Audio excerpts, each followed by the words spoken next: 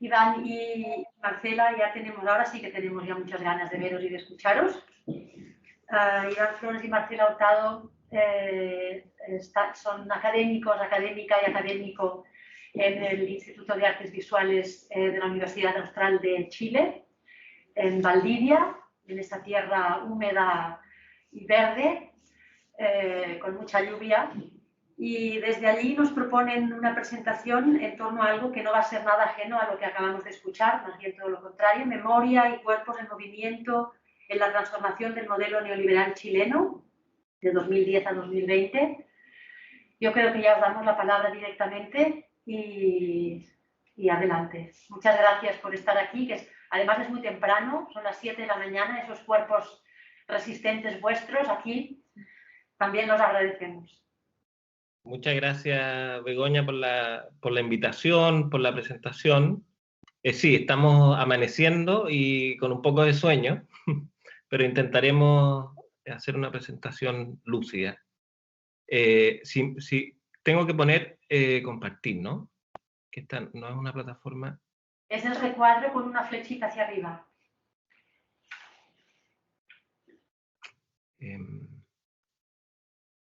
Lo encuentras, si mueves el cursor en algún lugar te aparece, o bien en la esquina derecha superior, ahí. No, no es. Sí, ya lo estamos viendo. Sí, pero es que este no es el... Perdón. Buen día, Begoña, buen día a todos. Buen día, Marcela. Buen día. Bueno, sería importante agregar que esta pequeña presentación la hemos hecho como un diálogo entre muchas conversaciones que hemos tenido con Iván en torno a las artes, que es lo que centralmente nos une, y en particular al cuerpo. Así que vamos a ver cómo nos va mostrando esta conversación. ¿Ahí qué están viendo, perdón? Estamos viendo una diapositiva que dice afectos y cuerpos en movimiento en la transformación del modelo neoliberal chileno. Con una foto, ¿no? Sí, con una foto. Peligro, alta tensión. Ya. Sí, hicimos un pequeño cambio en el título, digamos, afectos en lugar de memoria, porque en realidad, como decía Marcela, es un título, es más una insinuación de conversaciones que hemos tenido a través de, bueno, formatos virtuales, y queríamos compartir con ustedes esas conversaciones, ese diálogo. Yo voy a hacer... En realidad, déjame que te interrumpa solo un segundo, pero a lo mejor no casualmente, vosotros no estabais escuchando todavía, pero en una de las cuestiones que hemos planteado antes, en realidad hemos hablado de memoria como una forma de afección, con lo cual tampoco queda tan lejos. El cambio del título tampoco es tan cambio, diríamos. Ya, perfecto. Yo decía que en la primera parte voy a hacer como una aproximación a los 80 en términos del tono afectivo, vinculado con digamos, con la implantación del neoliberalismo, del Estado neoliberal. Luego Marcela va a trabajar más los 90, pero en el fondo va a haber esta tensión entre un tono afectivo vinculado a la dictadura y la postdictadura, digamos, de cuerpos exhaustos, y lo que ocurre a partir del estallido, aunque no alcanzaremos tal vez a tratar con profundidad lo que ocurre a partir de 2019, pero ahí hay un contraste de tonos afectivos que nos parece bien interesante. Y la foto que está de fondo, que espero que la estén viendo, me suele ocurrir que no comparto bien la pantalla. Es una foto que tomé a comienzos de 2019, antes del estallido, y me parece que es una imagen bien potente, habla por sí misma, ¿no? ¿De qué cuerpos estamos hablando? De cuerpos concretos, como dice Nancy, también a propósito de algo que se decía antes, ¿no? Esos cuerpos sometidos a la mercancía, y que están primeramente en el trabajo. Los cuerpos están primeramente en el esfuerzo del trabajo, en el traslado hacia el trabajo, de vuelta al trabajo, a la espera del descanso, buscándolo y rápidamente dejándolo, y al trabajar incorporándose a las mercancías. Capital quiere decir esto, dice Nancy: cuerpo traficado, transportado, desplazado, recolocado, reemplazado, en posta y en postura, hasta la usura, hasta el paro, hasta el hambre. Bueno, todo lo demás es literatura, dice Nancy. Y es bien sintomático, ¿no? Este acento en los cuerpos trasladándose en el trabajo, porque el estallido en Chile se inició justamente aquí, ¿no? En el subsuelo, en el subterráneo de las ciudades, y en esos espacios de atomización de los cuerpos que se golpean, se rozan, pero a la vez son muy distantes y pelean por entrar a los vagones de una manera bien brutal, ¿no? Y bueno, podríamos decir que define esta atomización lo que se entiende como subjetividad neoliberal, ¿no? Individuos aislados, ocupándonos oscuramente de mantener nuestras vidas, melancólicos de lo que no pudimos hacer con la historia, sobrevivientes de proyectos muertos, de sentimientos rotos. Esta suerte de definición de la subjetividad neoliberal no la hizo ningún sociólogo o socióloga, ni ningún filósofo o filósofa. Aparece en el primer testimonio escrito publicado en España de un detenido en un campo de concentración en Chile, publicado el año 74. Y me parece súper interesante, nos parece súper interesante esta indistinción entre la experiencia de deshumanización en un campo de concentración que genera estos individuos aislados y la definición de la subjetividad neoliberal, ¿no? Y esa indistinción yo creo que define en buena medida lo que se llamó o se entiende por algunas personas como el genocidio económico que se desarrolló en Chile desde 1973. Genocidio económico, que en realidad no sé si es un concepto que es parte de alguna convención internacional, ¿no? Como otros tipos de genocidio, pero fue un término que acuñó André Gunder, un colega o miembro de la Escuela de Chicago, disidente, en 2 cartas a Milton Friedman, donde justamente lo interpela por lo que está ocurriendo en Chile y que él define como genocidio económico. Genocidio económico que entonces confluye o digamos, se mueven en complicidad dos vectores: terrorismo de Estado y terrorismo económico, ¿no? O sea, la implantación de las reformas económicas en Chile son políticas de shock bien brutales, particularmente desde el 77-78, que son las fechas además donde Milton Friedman se pasea por el país, ¿no? Y se introducen una serie de reformas en esa época, ¿no? Que van a constituir esta singularidad del caso chileno, lamentable, ¿no? Que es el primer Estado neoliberal de Occidente, del mundo, un laboratorio, ¿no? de racionalización económica. Por la misma época, como sabemos, también Foucault está analizando el neoliberalismo, ¿no? 78 en su seminario, sin hablar de Chile. Pero bueno, es sintomática del cruce de fechas. Y este texto que puse ahí de Alessandro Fornazzari, además de dar cuenta de esta singularidad experimental neoliberal de Chile, digamos, lo relaciona con las artes visuales y con la configuración de cierta dimensión del cuerpo. Particularmente se detiene justamente en el año 77 en la obra Imbunches de Catalina Parra, que se expone en Santiago, supera la censura de una manera bien singular, bien oblicua, en una galería que funciona dentro de una tienda de muebles, ¿no? O sea, la fachada es una tienda de muebles y en la sala de atrás funciona una sala de exposición.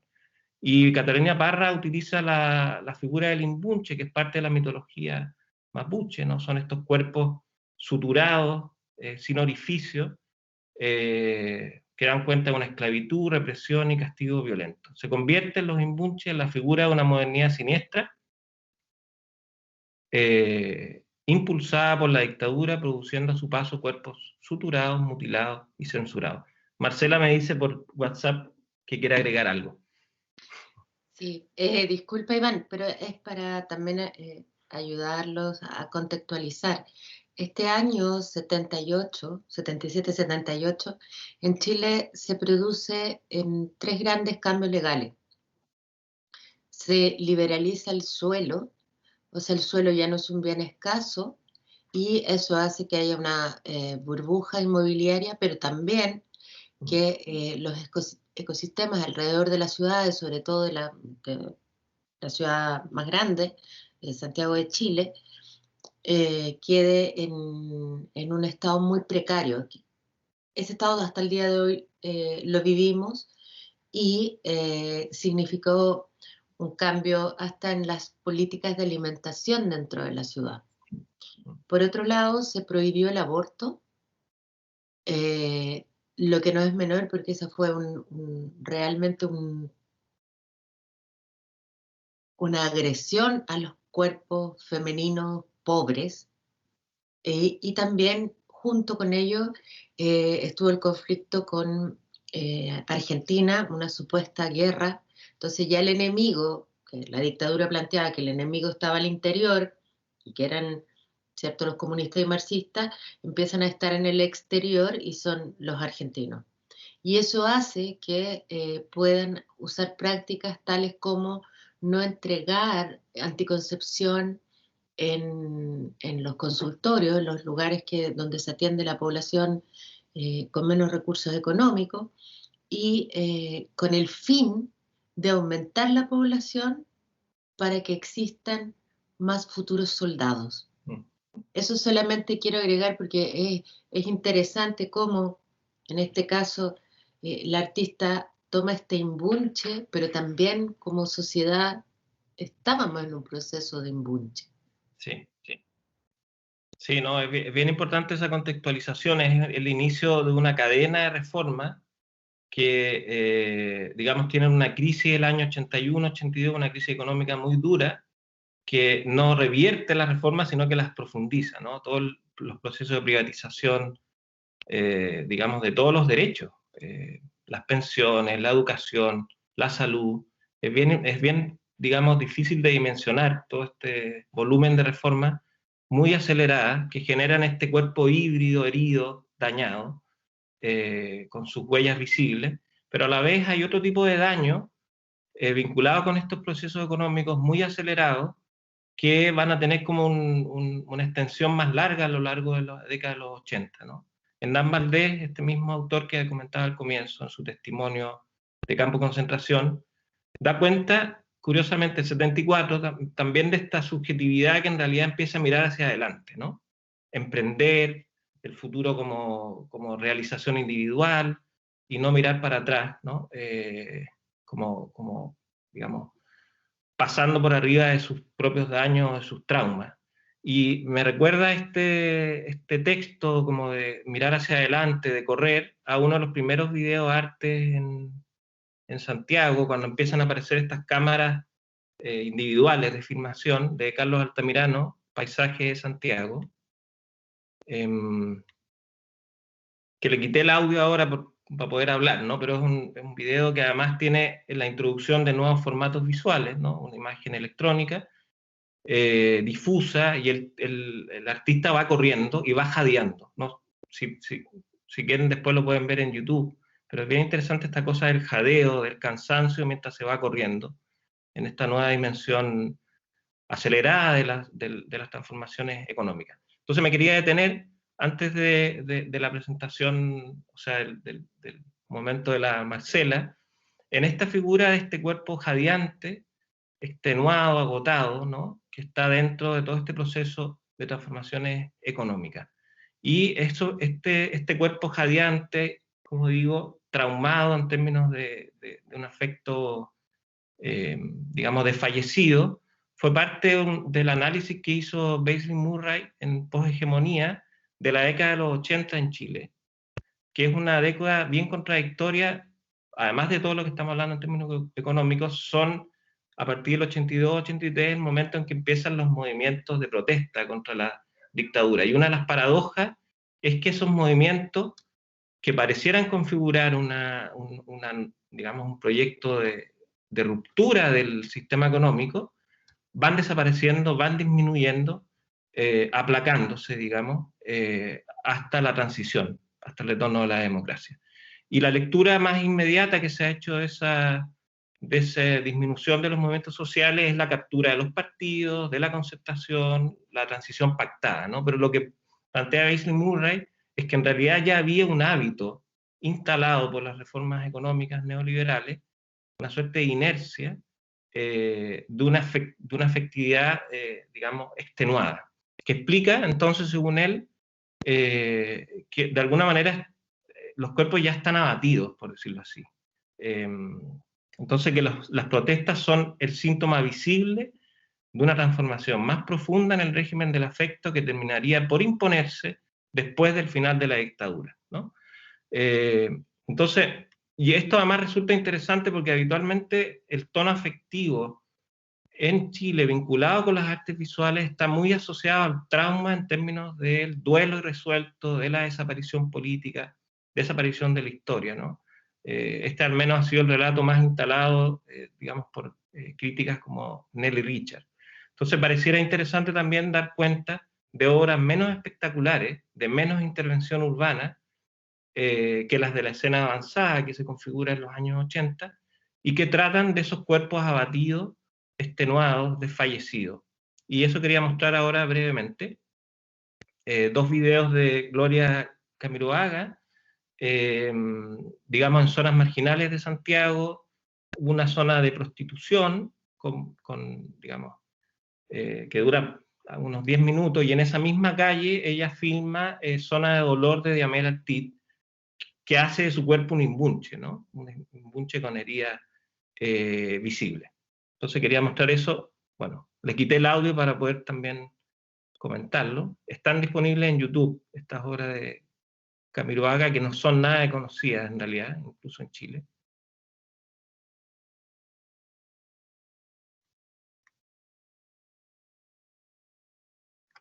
Y entonces, bueno, me parece importante entonces como romper cierto relato también de intervenciones espectaculares de las artes visuales en Chile, el Grupo K, las yeguas del Apocalipsis, en fin, y dar cuenta de estos otros registros. Y el último video... Era una noche de esas, lluviosa, oscura y fría, de huracanado viento, horrible de verdad. En horas avanzadas, cuando a mi hogar volvía, encontré un pobre niño que en un portal dormía. Era una noche de esas, de recia tempestad. De pronto estalla un trueno al resplandor de un lampo que ilumina un momento aquella oscuridad. Mis ojos observaron en aquel débil campo el rostro de aquel niño tan blanco como el ampo. Aquel era el espectro de la mendicidad. Bueno, se trata un poco de obras que dan cuenta de lo que en términos de Spinoza llamaríamos pasiones tristes, ¿no? Y de cuerpos, como digo, desfallecidos. Para terminar, no voy a poder alcanzar a mostrar este video, ¿no? Pero este hábito de cuerpos extenuados, de afectos, digamos, desfallecidos, explica en buena medida también la forma que adquiere la transición intransitiva en el caso chileno, que en parte también es parecido al caso español, ¿no? Estos procesos de transición donde se mantienen estructuras, ¿no? Y se normalizan esas estructuras de sistemas económicos desiguales, injustos, incluso con el relato de que estamos viviendo en un oasis y, digamos, y que Chile es un ejemplo de superación de la pobreza, pero bueno, estamos viendo que en realidad todo eso fue un cuento, una ficción, un fake, ¿no? Y eso lo definió un autor, Alexei Yurkov, analizando la transición del sistema socialista en la Unión Soviética. Bueno, no es la misma situación, pero él analiza cómo se normalizó un sistema que claramente estaba fracasando, ¿no? Y lo llamó hipernormalización. El video que está detrás, que no lo voy a alcanzar a mostrar, es de Curtis, Adam Curtis, que se llama Hipernormalización y que también da cuenta de esta manera en que normalizamos las crisis del capitalismo, porque no vemos una alternativa, ¿no? Una forma de salir. Y esa imposibilidad de ver una alternativa caracterizó en buena medida a la transición chilena hasta 2019. Eso. Marcela, no sé si quieres que yo siga con el PowerPoint o compartes.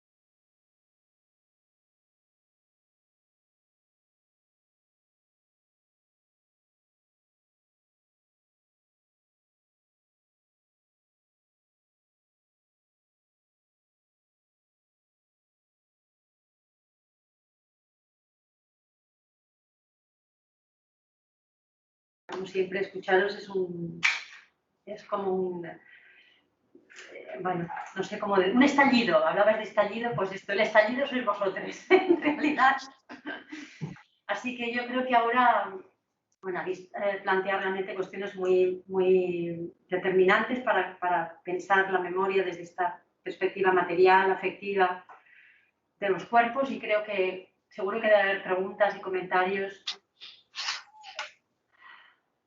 Andrés tiene una pregunta, comentario. Adelante, Andrés. Puedes poner la cámara si quieres. Ahora. Hola, Iván. ¿Qué tal? Hola, Andrés. Muy sugerente, porque cuando os escuchaba hay como todo un listado de los afectos que se podría hacer como una especie de mapa con lo que habéis dicho, empezando con algo que a mí me resuena mucho, que creo que habéis expuesto muy bien, que el neoliberalismo, el sustituto que te encuentra para los vínculos entre los cuerpos es la lógica del campo, donde los junta, y en lugar de cuerpos que se afectan son como mónadas que están desprovistas de memoria y de afectos que recuerden otro mundo. Porque precisamente yo tengo la sensación que en todo lo que habéis hecho hasta que se llega al estallido, junto con el agotamiento, hay como un afecto muy claro que es la pérdida de un mundo, que es como si fuera un duelo que no termina nunca, en el sentido de la melancolía, de he perdido algo, pero ya no sé ni qué es, porque no encuentro como un referente que me permita darle nombre. Y es como si precisamente el estallido que muestra la amplia imagen del Instagram es ver como este último intento de persistir en un mundo donde precisamente los cuerpos se junten, pero no como mónadas, sino como cuerpos que se vinculan por unas ganas de hacer algo en común, que yo recuerdo que me impactó mucho ver cómo se comportaban los jóvenes en los estallidos, de la falta de miedo al exponerse a una situación donde estaba muy claro que su vida estaba en juego. Pero es como ver que precisamente tengo la sensación de que ante un mundo, y más el mundo de la pandemia, que yo tengo la sensación que es como paradigmático de esta apatía, si hay algo que te puede volver a la vida es el estallido. Y no sé si lo pensáis en estos términos, pero como mínimo es lo que me ha sugerido, que como el último reducto de la pasión por la vida es lo que estalla y se junta de un modo que es imprevisto, porque no tenía por qué pasar y pasó, afortunadamente. Me gustaría solo comentar, Chile es uno de los países que hace años ya tiene los índices de salud mental y sobre todo de depresión más altos. Estamos en cuarto lugar en suicidio en niños. Es un país muy triste, pero no es un país muy triste hace 10 o hace 20 años. Es un país que construyó esta tristeza en un siglo XX que talla de muy mala manera con la dictadura de Pinochet, pero que cada 10 años existía un evento terrible. Tenemos la matanza del Seguro Obrero. Está el siglo XX plagado en nuestra historia de las matanzas. Ese término que es aplicado por distintos gobiernos. Y luego, por otro lado, también tenemos una construcción. Hay una autora de un libro que se llama Madres y Guachos que lo explica muy bien, que tenemos una construcción de violencia al interior de las familias, en los lugares que deberían ser protegidos, que no lo son.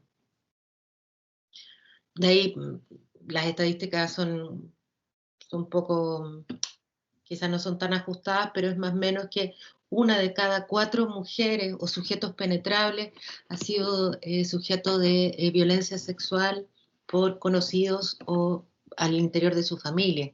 Esa es más o menos la idea de este Edén del neoliberalismo que es Chile. O sea, con una violencia contenida en los cuerpos, contenida en la historia, pero que no se nota y de la que no se habla.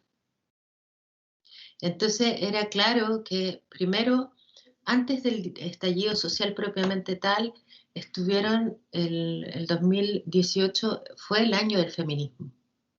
Y lo primero que estalle y lo primero que pone sobre la mesa estas prácticas es el movimiento feminista, que llena las calles de todo el país y son estas jóvenes, porque son, y además debo decirles que en general se dice que el movimiento feminista o las marchas o las protestas partieron en Santiago. Pues no, partieron aquí en esta ciudad, en Valdivia, y en particular con un grupo de estudiantes que se tomó la universidad y que eran estudiantes nuestras de artes visuales, que evidenciaron y sacaron a la luz una serie de hechos muy poco agradables, y se toman la universidad y de ahí esto prende y prende en todo el país. El estallido, sí, pero esto no nació de cualquier lugar, es que ya el nivel de cuerpos saturados es impactante. Eso solo agregar. Sí, yo también agregaría, a propósito de lo que decías al comienzo, Andrés, de la melancolía o de lo perdido, que claro, está muy vinculado a la desaparición, digamos, al terrorismo de Estado, pero también estuvo vinculado no sé si se acuerdan del final de la batalla de Chile de Patricio Guzmán, que termina con una imagen del desierto y aparece espectralmente un trabajador, un obrero hablando del compañero, ¿no? Entonces desaparece la imagen del pueblo, pero literalmente desaparece el término pueblo, es borrado eso, el término compañero, compañera, y ahí hay una cuestión como muy potente de todo el proceso iniciado con el feminismo, el estallido, de recuperar ese tipo de terminología, incluso a nivel de lenguaje, de lo que significa el pueblo, digamos, porque es cierto que hay una historia, como dice Marcela, de matanzas, pero a la vez ha habido un vector hasta la Unidad Popular digamos, de movimientos sociales bien potentes. O sea, el nivel de represión de la dictadura solo se dimensiona porque había una articulación social en gestación muy fuerte. Entonces yo creo que ahí hay una cuestión, un fenómeno interesante desde el 2019, que es esta reaparición del pueblo, de sus lazos, la gente conversando en lugares donde no se conversaba.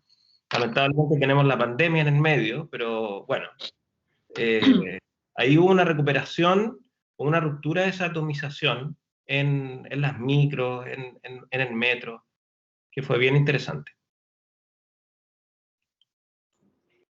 Yo quería preguntaros también algo al respecto. Le pongo a hablar ahora porque tiene que ver con esto que estáis planteando, luego ya habrá también tiempo para dar más palabras, por supuesto, pero yo creo que lo que de alguna manera se ha hecho evidente en vuestra presentación es que en el contexto del capitalismo, y particularmente tardío, que en Chile, diríamos, es exponencial con esta lógica neoliberal desatada, ¿no? Diríamos, es que habría a lo mejor un régimen afectivo predominante, constitutivo de la memoria, que estaría dicho en la pérdida. De alguna manera, eso sería otro modo de plantear la relación entre necropolítica y memoria, en el sentido en que la pérdida, escuchándoos pensaba, parece como que la pérdida constituye doblemente la memoria, ¿no? Por un lado, porque dice lo que se ha perdido, pero por otro lado, en lo que, como decías Marcela tú ahora, pero también en lo que añadías tú, Iván, no es solo esa dimensión. El cuerpo no es solo testimonio de lo que está perdido, sino que, diríamos, la pérdida constituye la memoria también porque dice su propia pérdida, dice su propio perderse. Es decir, hacer desaparecer el significante pueblo, hacer desaparecer al pueblo como sujeto de memoria, comporta hacer desaparecer la memoria misma, ¿no? La condición de posibilidad de la memoria se desaparece ahí, ¿no? Es decir, y yo creo que este vídeo de esta mujer gritando, ¿no? Es de alguien que de lo que da este testimonio es precisamente de esta pérdida de la memoria y de alguna manera lo que reclama, pues, ¿a qué chucha están esperando a erigirse en sujetos de memoria? ¿No? Eríjanse en pueblo, eríjanse en cuerpos de memoria, ¿no? ¿Cómo es? Háganse merecedores de memoria, ¿no? De alguna manera. Me ha parecido bien interesante porque efectivamente ahí también se juega esta dimensión material, pulsional, de lo afectivo, del cuerpo, ¿no? Con relación a la memoria, que también es constitutivo. Entonces, estarían a la par, ¿no? El afecto de la tristeza, ¿no? Que diríamos con la pérdida, pero luego también estaría el afecto de en términos de Spinoza, alegría, esta dimensión, diríamos, más pulsional, ¿no? Con este reclamo de prevalezcan, ¿no? Perseveren, el conatus, ¿no? Perseveren como sujetos de memoria, a pesar de... Sí, yo diría, perdona Marcela, si ibas a hablar. No, yo iba a decir que claro, hay una vinculación con la pérdida, como dice Begoña, pero hay también una utilización como económica de la pérdida. Me refiero claro, el retorno a la democracia, entre comillas. El primer gesto de los gobiernos de la Concertación de cara al exterior fue la reunión universal, la exposición universal en Sevilla 92. ¿Y qué es lo que envía el país? Un bloque de hielo, un témpano, ¿no? Lo sacan de la Antártida y lo hacen viajar por todo el océano. Pero claro, ¿qué simboliza el hielo? Primero, el país nórdico, ¿no? Luego, la pureza, la blanqueza, no hay huellas, no hay mellas, digamos, en esa superficie, no hay memoria. Entonces ahí hubo una rentabilidad económica, es decir, este es un país que no tiene pasado, digamos, tiene todo ese futuro, ese esplendor. Y esa cuestión fue súper potente, fue muy discutida a nivel de las artes, pero fue parte del discurso instalado desde los gobiernos de la Concertación, ¿no? El borrar ese pasado como de manera institucional, porque además tenía una función económica. Entonces sí, yo creo que es bien importante esta cuestión de la pérdida que tú estabas diciendo. Pero quería simplemente poner el acento que además económicamente es rentable. O fue rentable. Me gustaría ir a otro ejemplo, pero que es más bien de micropolítica. Tenemos una clase acá en la universidad de feminismos, entonces, feminismo y arte. Y en ella un día preguntamos a las estudiantes cuáles eran sus referentes de arte más cercanos y comenzaron a nombrar, ¿cierto? Entonces, luego les preguntamos, ¿y en tu familia? No, mi familia no hay arte, no. No, mi abuela se dedica a la huerta, mi otra abuela pinta. Una subvaloración de la propia historia que igual creo, en términos de estar en este espacio, en poder hacer clases, puedes darle una pequeña vuelta. Y es decir, bueno, en esa historia, en esas abuelas, también hay un saber y también hay una forma de hacer arte. Sabes que ese pequeño ejercicio ha sido importante, pero esos ejercicios yo creo que se están instalando no de manera centralizada y no desde un poder central, sino desde las actividades colectivas que han ido apareciendo entre mujeres o entre cuerpos feminizados. No sé, Iván, ¿tú tienes una percepción similar? No, yo también estoy de acuerdo que ha habido todas unas tramas también de articulación social, cabildo, toda una recuperación de ese tipo de relaciones que realmente fue roto completamente en la dictadura y en la democracia, digamos. O sea, la ruptura de organizaciones barriales, de esa memoria popular, es bien potente. Y es la subvalorización también de cuestiones, digamos, de saberes prácticos. Sí. Bueno, específicamente en nuestra disciplina, en las artes, pero en distintos ámbitos también. Sí. Yo creo que esa dimensión, digamos, hay una dimensión material de la memoria que se juega en tanto que dimensión relacional, ¿no? Y en la que hay que tener en cuenta factores. Esta mañana lo hemos escuchado, Carme Font, ella hablaba del valor de la edad en el tema de la memoria, que por supuesto intersecciona con el factor de género, intersecciona con el factor de clase, ¿no? Entonces, eso es constitutivo también, diríamos, de la memoria. Hay una cierta pérdida de la memoria o de la memoria como pérdida que viene dada por precisamente esos factores que la determinan materialmente, ¿no? Sí. Muy importante. Pues no sé si hay más preguntas o más comentarios o inquietudes. Yana, ¿tú tienes alguna cosa más, no? O si queréis añadir alguna cosa más. Bueno, no, simplemente decir que, claro, esta trama de los afectos, lo que decía Andrés, que hay como un atlas, ¿no? De distintas modulaciones del afecto en las artes, yo creo que es súper amplio de indagar. Y no nos quedó, no nos quedó espacio, digamos. Porque, claro, hay también otras frecuencias desde el año 2000, antes, como decía Marcela, del propio estallido, también en las artes en general. Vinculadas con el feminismo que podrían haber sido interesantes de incorporar. Pero intentamos hacer como un atlas acotado. Simplemente eso. Bueno, Sí, ay, perdón, Marcela, di.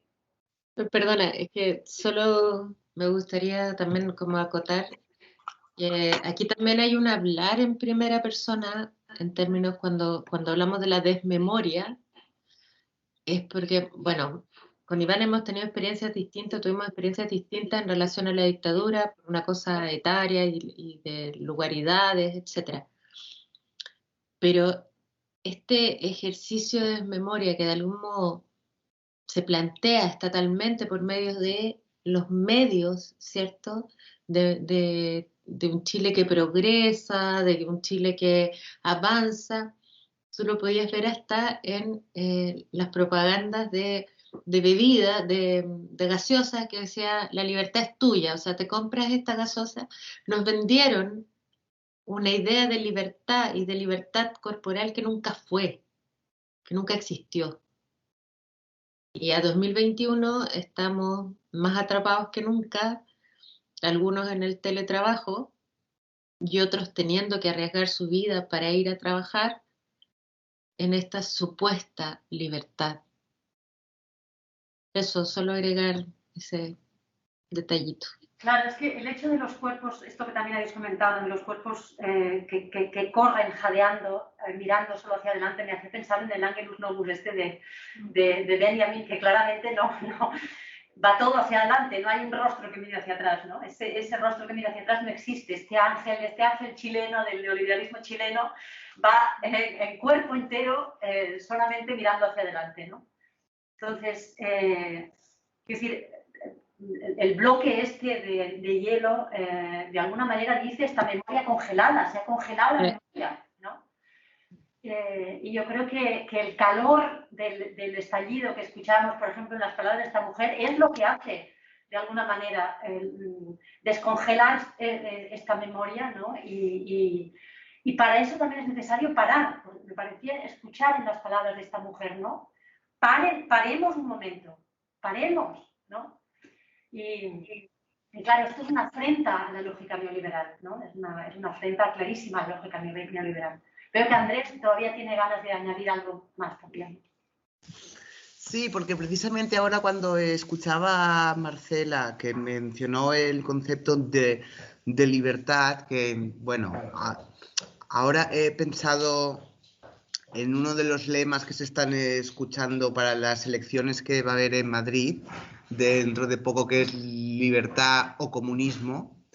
de las cuestiones que precisamente yo creo que uno aprende más, y sobre todo con lo que habéis planteado, es que la libertad es inexistente si no hay un mundo en común, en el sentido donde poder actuar en un sitio donde hay un otro. Porque en el momento en que si no uno plantea como este sujeto abstracto que básicamente su libertad es la de consumir o la de ir a trabajar en el metro, formalmente uno se puede plantear si es libre o no de hacerlo, pero si nos tomamos la libertad en el sentido ético, dialécticamente existe cuando yo estoy en tensión con el semejante. Si no hay nadie y yo estoy solo, que es lo que cada vez más se impone con la lógica de la burbuja que se están instalando en todos lados, la libertad se convierte en puro presupuesto formal, pero que carece de realidad. Y en este sentido, el borrar el concepto de pueblo, lo bestia es que tú borras el mundo. No hay mundo, no hay nadie, punto. Estás tú solo y estás como un bloque. Y claro, cuando has comentado lo del bloque, he dicho, ¿qué metáfora hay más buena que la de la mónada, que está aislada y congelada? Es como el bicho muerto que lo han disecado y lo expones. No hay vida ahí. Entonces, Hay una cuestión que no mencionamos a propósito de las fechas 77, 78, que es toda también, bueno, lo dijo Marcela un poco con el suelo, pero las transformaciones urbanas en Santiago primero, pero en el resto del país, que introducen toda la cuestión de la segregación, ¿no? O sea, la segregación, podemos decir, es que es la homogenización de los barrios, la desaparición de lo múltiple, la multiplicidad, ¿no? En Chile también en esa cuestión es bien paradigmático el volumen de desplazamientos forzados urbanos fue muy impresionante, ¿no? Llevar a la periferia digamos, a los pobres, básicamente.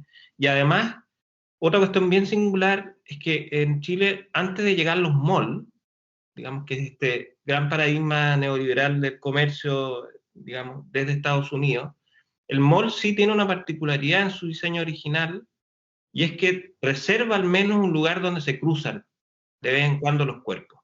Nosotros antes del mall tuvimos los caracoles, que se empezaron a construir el 74, pero el 78, desde el 77-78 se construyeron en todo el país. El caracol era una copia del Museo Guggenheim de Nueva York, creo, que es un caracol, básicamente, interno, lleno de tiendas, pero que está hecho como de un caminito delgado que tú vas bajando y subiendo, que es imposible que en el fondo te reúnas con alguien, pares y te detengas a conversar, digamos, porque es como es un loop, de arriba para abajo. Entonces, en términos urbanos también hubo esta borradura de esas instancias relacionales que decía también Begoña, de la memoria y del roce de los cuerpos. El caracol es un tema también bien interesante. Sí. Qué increíble el organismo. Bueno, yo creo que lo que decía Andrés también con lo que comentáis vosotros es claro lo que pasa cuando se congela la memoria, ¿no? Que yo creo que no es una metáfora, creo que es algo realmente material, que es que, claro, de repente se escuchan lemas hoy que estaban vigentes con Pinochet. Entonces, hay un efecto, tiene un efecto material. La desaparición, hacer desaparecer materialmente la memoria, tiene un efecto material en los cuerpos, en los discursos, en las propuestas políticas, tiene un efecto material. Quiero decir que no es una broma esto de congelar la memoria, sino que se paga muy caro. No, bueno, absolutamente. Claro. No sé si queréis tomar alguna consideración, Marcela e Iván. Pensad que vuestros cuerpos hace poco que han salido de la cama, los nuestros ya hace más ratos que están compartiendo una práctica discursivo material. Entonces, eso, que si tenéis algún comentario, si no, lo que haríamos sería concluir este primer bloque de consideraciones conceptuales para empezar. El segundo bloque de consideraciones artísticas está previsto a las 3, igual nos daremos 10 minutos de margen, 3 y 10, para que quien tenga que ir a comer o hacer lo que haga falta, que tenga tiempo de hacerlo. Y nada, os esperamos aquí de nuevo. Muchísimas gracias por pensar así colectivamente, por contribuir al descongelamiento de la memoria.